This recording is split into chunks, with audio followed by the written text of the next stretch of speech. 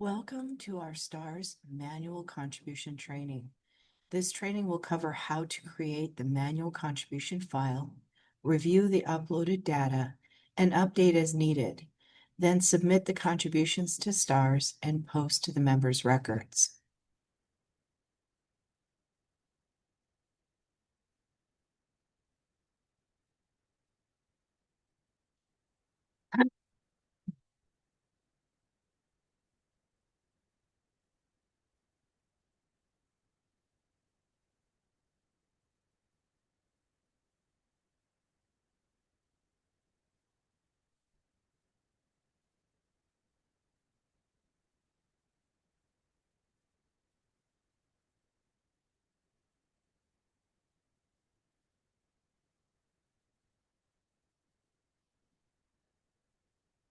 We are here at the home page of the employer self-service area. You would normally go through the two-factor authentication method in order to get it into this screen. We're going to go ahead and move forward and start with regards to the generating a work report for a pay period to be remitted. So we're going to click on Work Report tab here. And within this window, we have the option to click on here, Generate Report. The Generate Report wizard will pop up and we can determine the information here regarding the files we're going to be generating the work report for.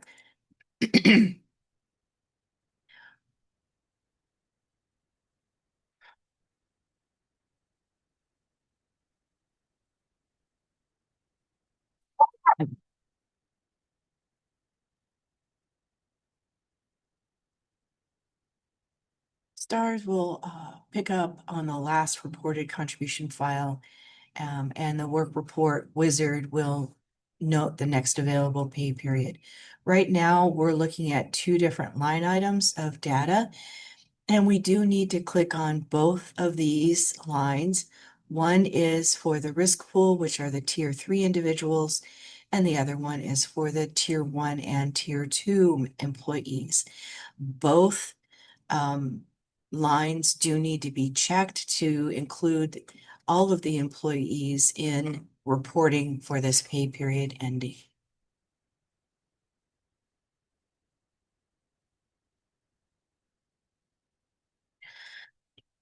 I'm going to go ahead and click next.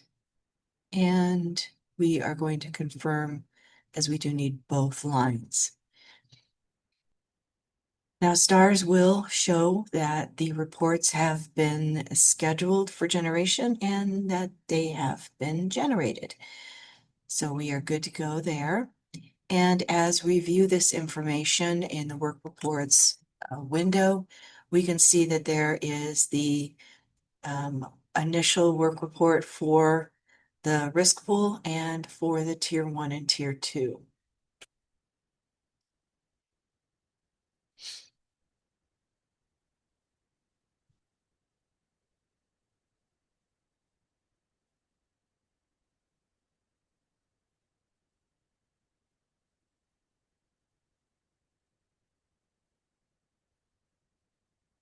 So please take note that there are two transactions that do need to be worked and completed as far as reporting for the entire employee group for this pay period. We're going to click on the transaction number here. And from this view, we can see that we don't have a complete data yet because we do need to note the pay date. But right now, we're going to go ahead and go into the work report editor, because what we're going to do is view the information that it's going to be showing from this screen. So we've got member pensionable salary, reported employee contribution, and reported employer contribution. And off to the side here, we've got calculated employee and employer contributions. These are calculated by stars based upon the rates that we have in the system.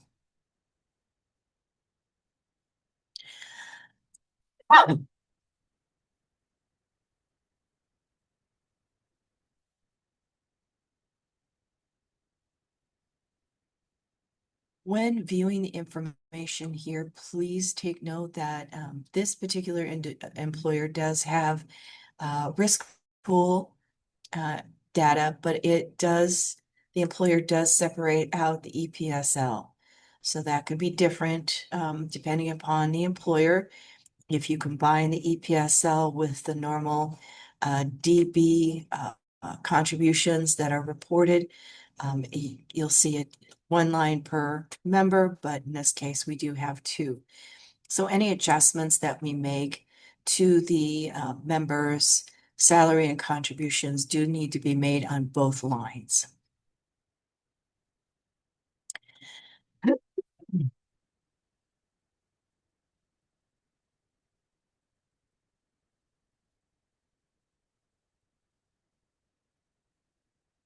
So for purposes of this demonstration here, I'm going to go ahead and update the member contributions.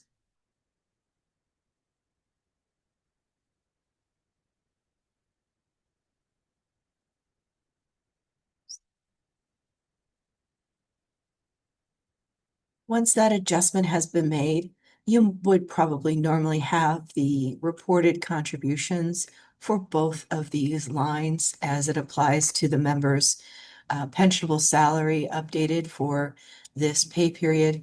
I'm going to go ahead and click apply, and I'm going to let the system calculate that at this point in time.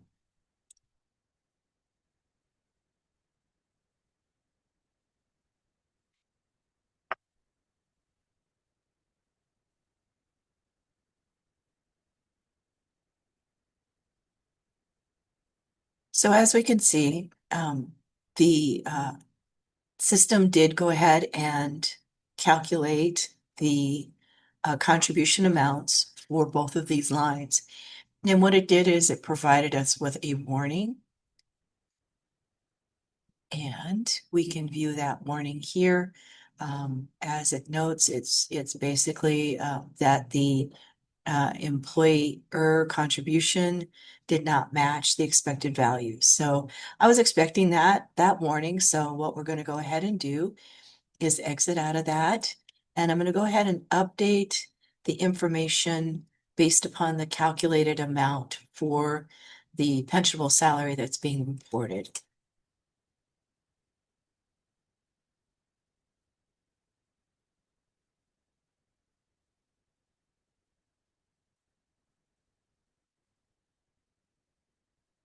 And in order for this change to be appropriately logged on to the member's record, I'm going to click apply again.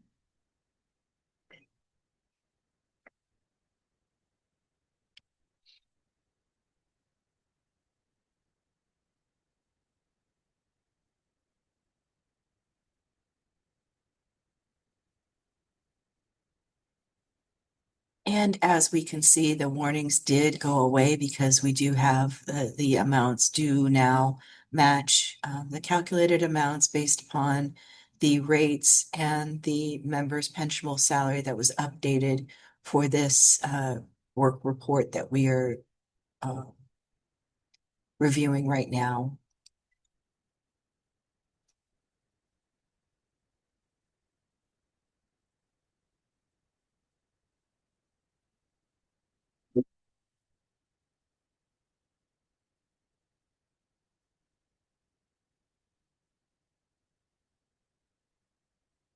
Now we have applied the changes. We're going to go ahead and save the changes at this point in time. And stars will let you know that it has been successfully updated and saved. But we're going to go ahead and go back into the work report editor.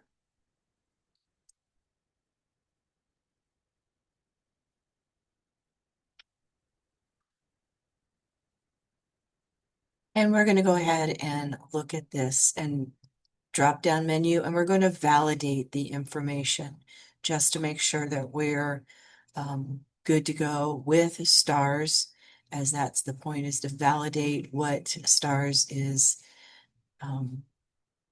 saying it's looking for as far as those contributions go. And it's been successfully validated. So we're going to go ahead and go back to the work report details.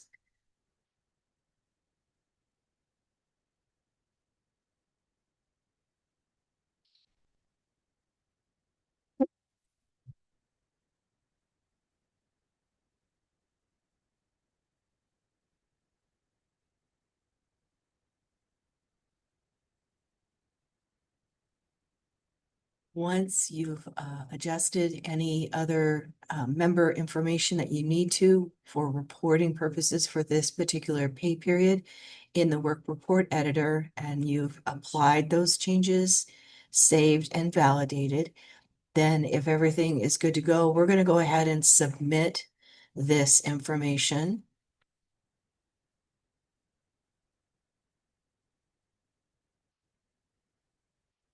And as you could see, there is a error that occurred because the pay date is blank, and we do need to update the pay date in order to move forward with this.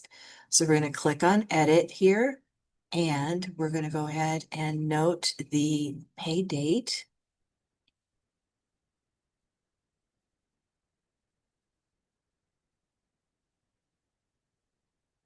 And again, this gives the opportunity to note whether the EPSL is combined or not. And for this employer, the EPSL is not combined, so I'm not going to check that box. We're going to go ahead and save.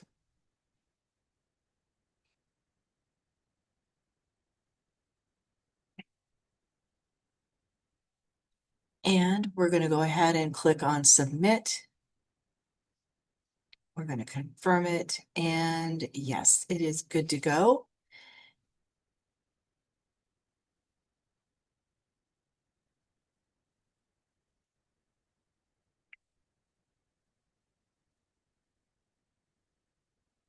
And as we can see, it's right now, it's in the initial stage of it, of the process. It has not been released yet. We can go ahead and move on to reviewing the tier 1 and tier 2 group. And we can go in here to the work report editor.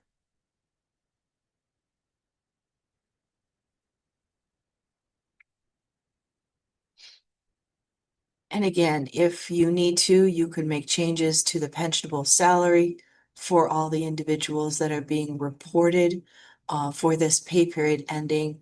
I am not going to at this point, since I did show what would need to be done on the previous group with that tier 3 risk pool. Just be sure that you do update both lines.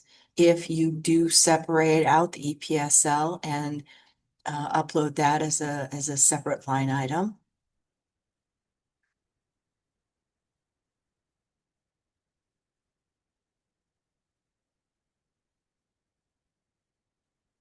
And we'll go back to the work report details. And again, this time I will remember to do the pay date. So let's go ahead and edit this screen.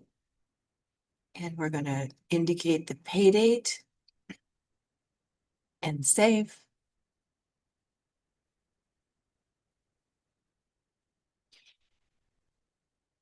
And we are going to go ahead, and even though there are 2 warnings that are showing in this file, we can still proceed. Warnings will still allow us to submit the file successfully.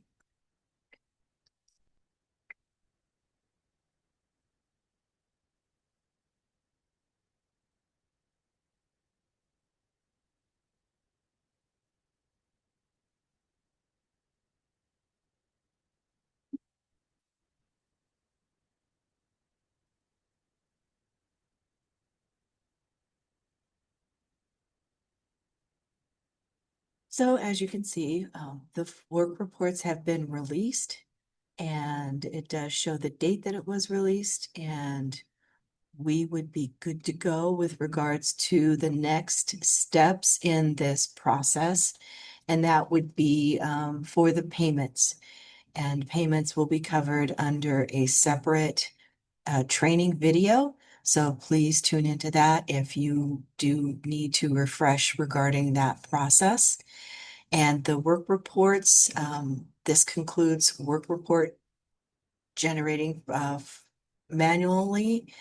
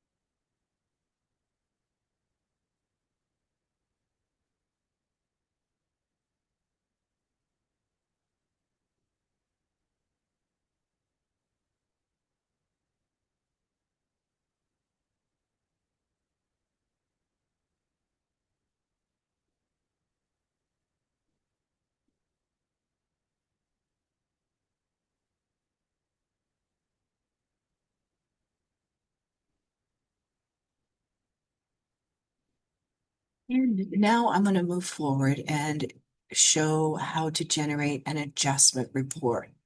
So we're still in the work reports window, and we'll generate the adjustment report here. Now, when we generate adjustment report, we do need to note the pay period reporting start date and end date. So for this particular example, I'm going to do update an adjustment to one individual member, and that member is part of the tier 2 group. So I'm going to click on this. I'm going to note the pay period ending dates that I'm going to be working on adjusting. So let me find that here.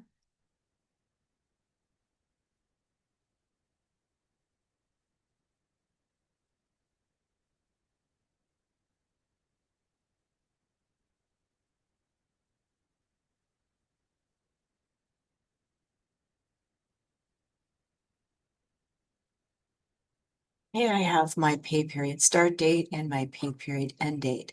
That reporting start date is the pay period start date of the earliest pay period you're going to be reporting contributions for. And the report stop date is the last pay period, the pay period end of the last pay period you're going to be reporting.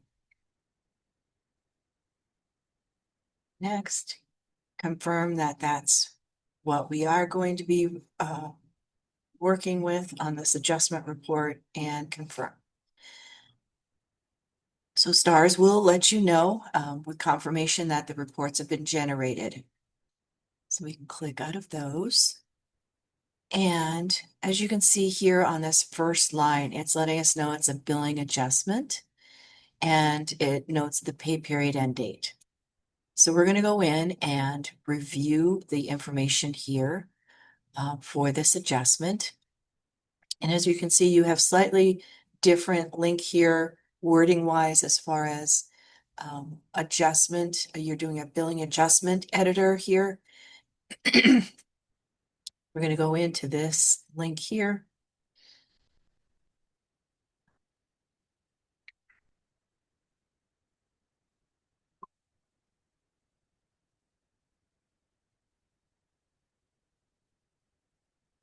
And right now, there is nothing here. So what we need to do is we need to add a member. Now, my search that I'm going to utilize is the public safety ID that's been issued for this individual in STARS. You can search by the social if you have that. This is just the resource I had handy was the PSPRS ID in STARS. So we'll click on that button there. What the system will do is it's going to bring up the existing records and new records. And what we're doing is we're going to be adjusting the existing records. So the pay period has already been reported. And what we're doing is we're adjusting for that contributions for that pay period that's already been reported. New records would be for a missing pay period, perhaps, or military leave, perhaps. And this would be the way to remit an adjustment for prior pay periods where either there's no contributions or there's adjustments that need to be made. So I'm going to go ahead and click on both of these.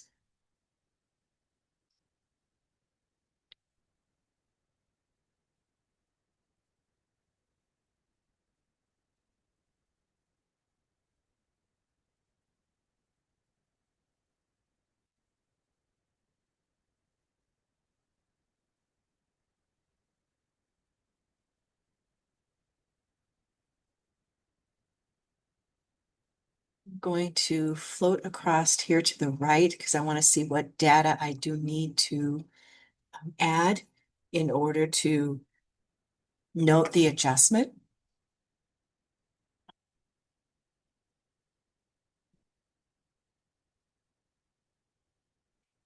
So what we're looking for is, yes, we do need both lines because again, this employer does split out and have a separate line for the EPSL. And what we're going to do is adjust the salary, which does need to be noted on both lines. And I do not have the contributions handy. You will probably have the contribution amount handy so that you can add it at the point in time that you're adding in the pensionable salary. Right now, I'm just going to move forward, and if you notice here, there are two separate areas for cancel, apply, and save. We want to make sure to click on this area here. The one down below is for later after we do have this information indicated that we are doing an adjustment on an existing record.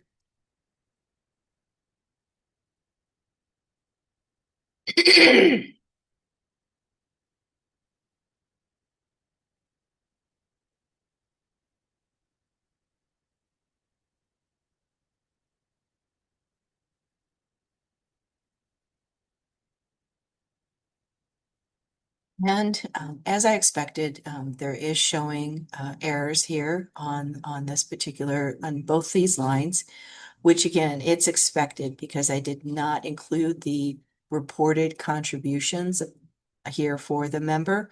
So what I'm going to do is I'm going to utilize the information here that shows what was calculated based upon that member pensionable salary, and I'm going to add that to this screen.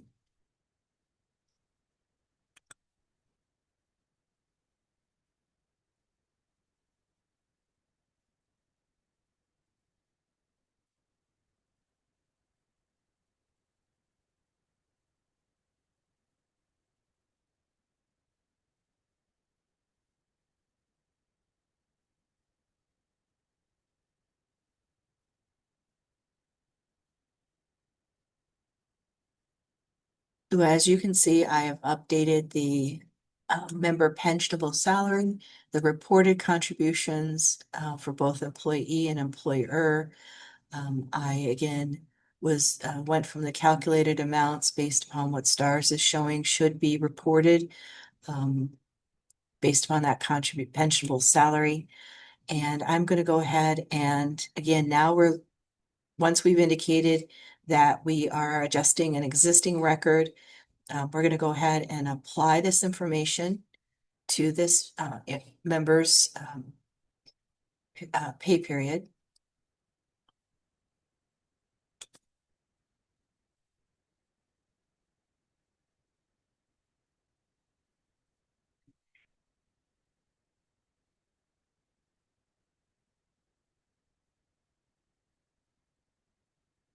So I did apply the reported contributions, but I did want to show that this particular item is showing an error due to the fact that the pay date is required. So again, I want to make sure that that pay date is added, which would be the original pay date based upon the pay period ending the latest pay period ending here that we've got.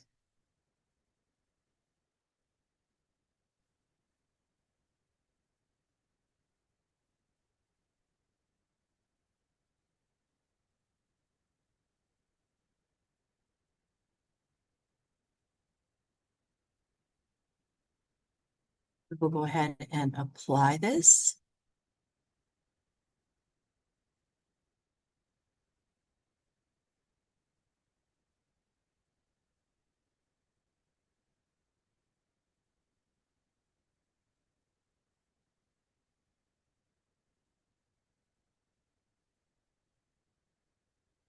And the error has disappeared because we do have the appropriate information that is required by STARS to go ahead and move forward. So I'm going to go ahead and save this right now.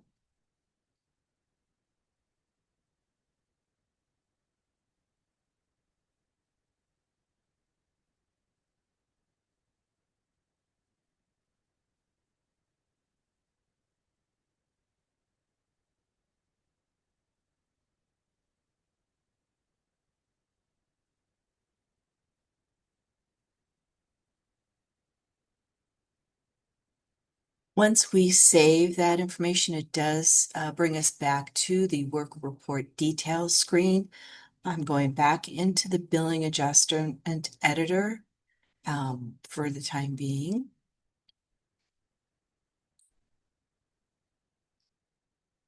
I want to make sure that this information is validated. So we'll go through this exercise here of confirming and validating.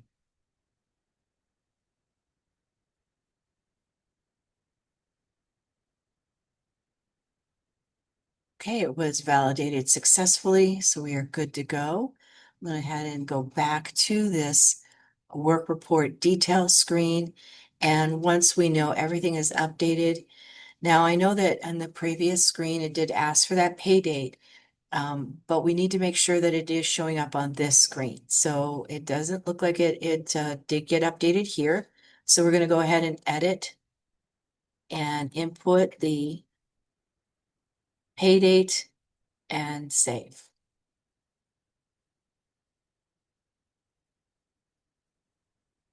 And now the pay date is appearing in the summary detail. So now what we can do is if we don't have any other adjustments to be made, we can go ahead and submit the file and it will be good to go.